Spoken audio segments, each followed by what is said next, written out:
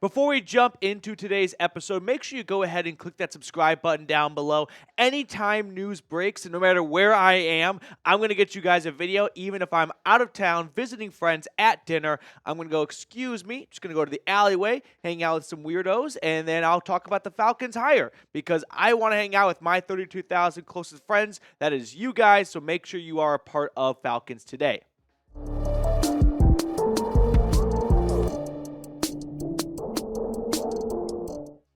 On today's episode, I want to run through 5 free agent targets for the Falcons with Jeff Ulbrich as their defensive coordinator. Don't be surprised if he comes in with a little short list of names of players who he thinks could be a good fit on the defense he wants to run. But I do want to open up by talking about the hire as a whole. I did a more in-depth analysis and reaction to it on yesterday's video, the one from the alleyway at the Mexican restaurant. But final thoughts, and then we'll kind of move on from the hire.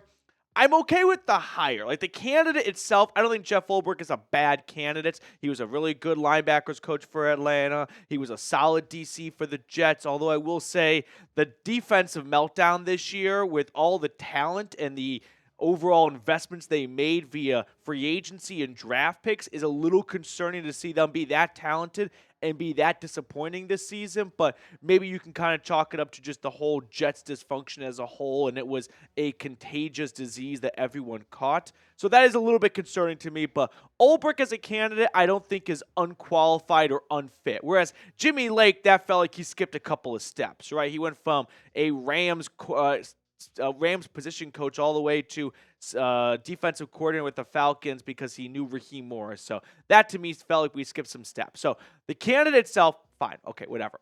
But the process, it's Sunday, January 19th. Was I not filming a video from a different alleyway last Saturday when they fired Jimmy Lake? In a span of 7 days, they made a hire? To me, that says they never really were interested in any other candidates, and Raheem Morris just wanted to reunite with his old pal, Jeff, which is basically what led him to Jimmy Lake, hiring his friends.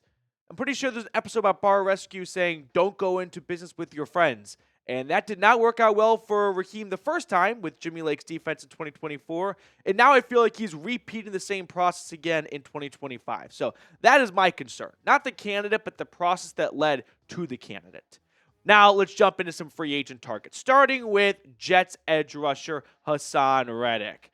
Our old friend Hassan, who we spent a lot of time about this time a year ago talking about as a potential target for the Falcons. Some background on him. He played 10 games for the Jets this season after holding out for the first third of the season, give or take. He had a dominant stretch with the Panthers for a little bit, but most notably with the Eagles.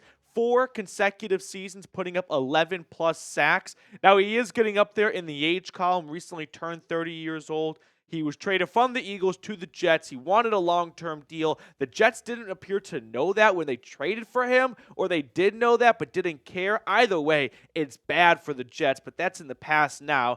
That's why he ended up holding out for the first third of the season, give or take. And he is looking for that long-term deal as he turns to free agency. And I don't expect him to land that long-term deal after the season he had in 2024. I'm not going to stand up here and say Hassan Reddick is coming off a phenomenal year. I would just be lying to you guys. 2 tackles for loss, 1 sack in 10 games played. However, I've kind of thought this over from my reaction to the idea of signing him in my video last week to present day, and I'm willing to bet on Hassan Reddick to rebound and have a little bit of redemption. And if that means the Falcons have to give him a 2-year contract to lure him down to Atlanta over some other contending teams that might only give him a 1-year deal, I'm willing to make that gamble. Because I'm looking at the last 5 years for Hassan Reddick, and I see 11-plus sacks, 11-plus sacks, 11-plus sacks, 11-plus sacks, 1 sack in 10 games in the midst of a dysfunctional organized season with the New York Jets. I'm thinking that one's the outlier. And so I'm thinking if other teams want to overlook Reddick, do that at your caution. I'm willing to bet on Reddick on a 2-year contract. Nothing crazy, nothing 3-4 years long term, but I'm willing to go out there and say, hey, 2 years, $20-ish million. You guarantee $15 million. So at worst, it's a 1-year, $15 million deal. That's something I can get behind.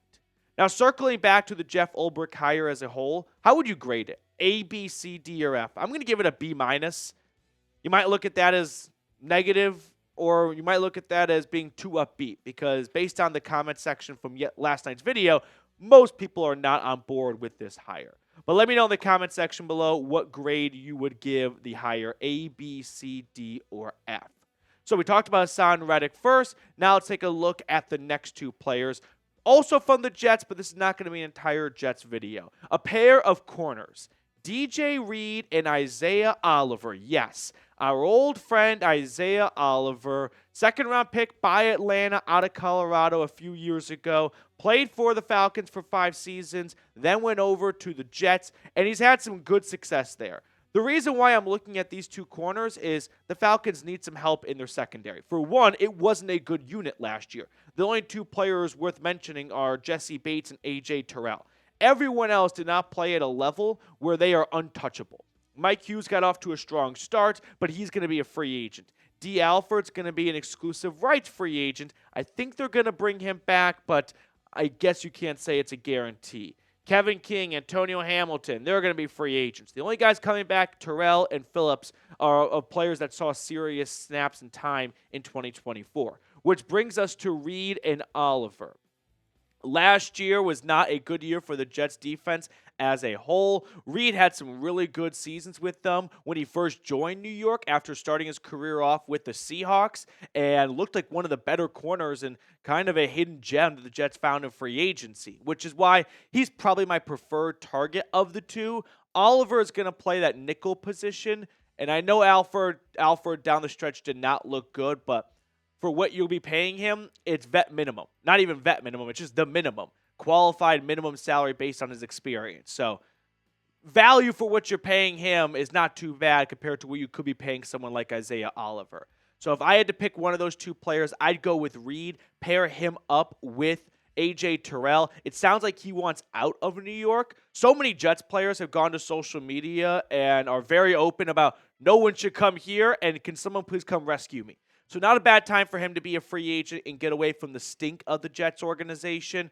I know I sound like the biggest Jets hater right now, but it just stinks to high heavens for how poorly run that franchise is, with Woody Johnson designating things to his sons to assign whether or not they should do a trade based on Madden levels, Madden ratings by Jerry Jeudy. I mean, I'm not joking. That's how low the bar is in New York for player evaluation.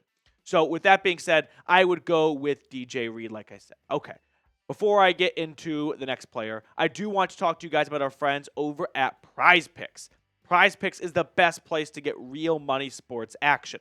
With over 10 million members and billions of dollars in awarded winnings, PrizePicks has made daily fantasy sports accessible to all.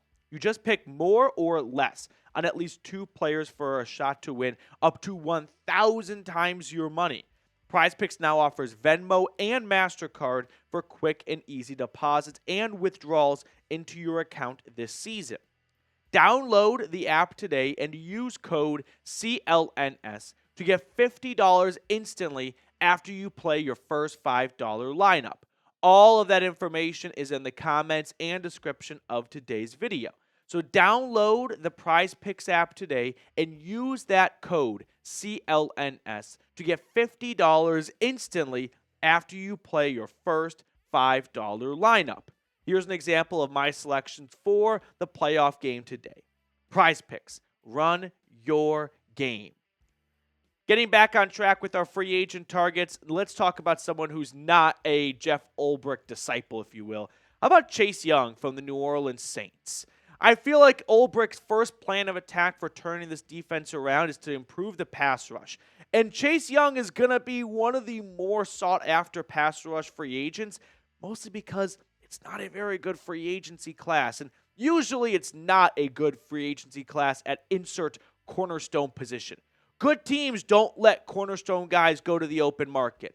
So beggars can't be choosers in this regard. But the former second overall pick, NFL Defensive Rookie of the Year back in 2020, he played every single game in 2024 for the first time in his career. He was not a starter on the Saints defense, but he played about 65% of the snaps. You can see how he's had some issues with availability throughout his career, tore his ACL in 2021, did not bounce back well from it at all in 2022, only played 3 games. Then in 2023, starts the year off in D.C., gets traded to the Niners, finishes with 7.5 sacks. Some people were questioning his effort at times with the 49ers. If you remember, there were some clips of Chase Young not really pursuing Lions players in the NFC Championship game. And then this year, his first season with the Saints, 5.5 sacks and a pretty average-ish season. I'm not sold on the fit for Young in Atlanta. There are some character concerns out there regarding Chase Young and some effort concerns. And I'm not sure if being one of the older players in this locker room is going to bring the best out of Young. I would think Chase Young might need to go to a locker room that's got a lot of success, it's got a winning culture, and it's got a lot of older veteran players who can show younger players the way to carry yourself throughout the season and during the offseason. He goes to the Falcons, he's going to be one of the older guys in the room, right? Chase Young is be the one mentoring Braylon Trice and mentoring a first-round draft pick. And, well, I don't know Chase on a personal level. I could just kind of go off of the tea leaves and what a lot of GMs and players and scouts and coaches, all that stuff have said, and that is there are some questions about his overall work ethic and effort at times. So, for me, I feel like him stepping into a locker room where he's going to be one of the older pass rushers like Matthew Judon, free agent, Lorenzo Carter, free agent. So if they don't bring those guys back, now you've got Young in a position where he's supposed to be a leader, and that's probably not going to be a great thing. Hot take there. Moving on to the 5th and final free agent target, it is Cardinals outside linebacker Baron Browning, another Buckeye who has also dealt with some availability concerns. And listen, if we're talking about free agent pass rushers, you're likely not going to find a perfect model because if that was the case, they would be re-signed by their team.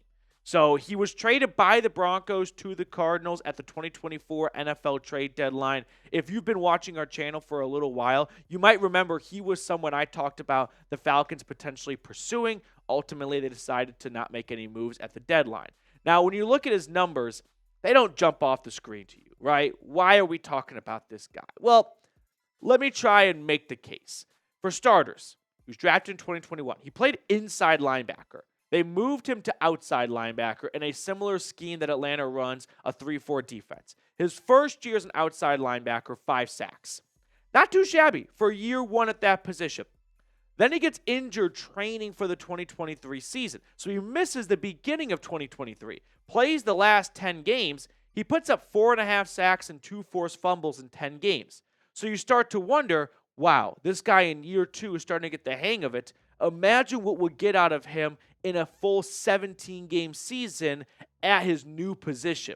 Ultimately, that didn't happen in 2024 like the Broncos were hoping for because he again missed some time with an injury. However, I feel like this is someone that if you're going bargain hunting is willing to, or you're willing to kind of put a little bit of a wager on.